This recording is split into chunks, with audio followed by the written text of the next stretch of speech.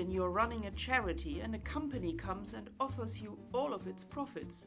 This is what happened when Belu, a British bottled water company, approached aid agency WaterAid almost 3 years ago.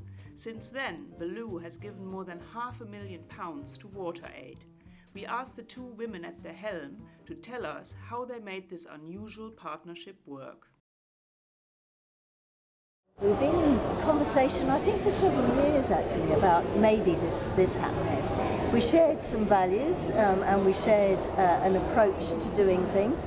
Belu and us had exactly the same vision about a world where everyone has water and sanitation. We thought, well, it's a bit of a risk, but let's be courageous because we want to open up to different forms of partnerships. And I think that's an important point. I think it was the risk for WaterAid because at that time, WaterAid were and are the best known water charity in the UK. And at that time, Belu was a business trying to reinvent itself.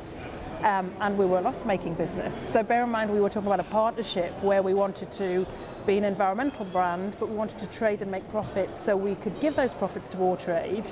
Imagining that could happen was a bit of a leap of faith. But actually making some money to be able to hand over that first cheque was a pretty big wow. I think that was one of the beginnings, wasn't it? Phew, it's working, the partnership is working. And then the next moment where I got very excited was when it went into the Houses of Parliament, because for us having the message in front of people, as they pick up the water to drink, thinking about, well, I take this for granted, but actually 768 million people of the world don't have this luxury.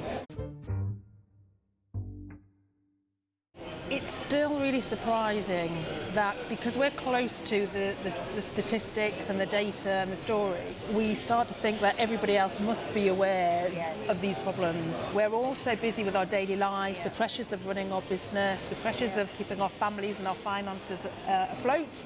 People aren't aware of these statistics, and when they are, and there's a simple choice to be made about how can I help by maybe just a brand switch, that's when we find people get really excited. So I do believe that social enterprise on this model will play an increasing role to give options to consumers which allow them to deliver on their emotional and their value set.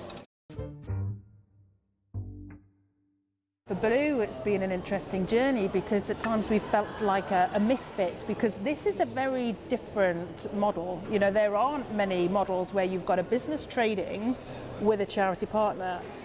For us, having the credibility of WaterAid as our deliverer of the social impact was key from a credibility perspective, that people would trust us, that we knew what we were doing and that genuinely we would make a difference together. For us, it's about what we learn from each other. It's about the synergies and actually how we can come up with new ideas, and you challenge us and we challenge you, and that's really good for actually the development of the organisation.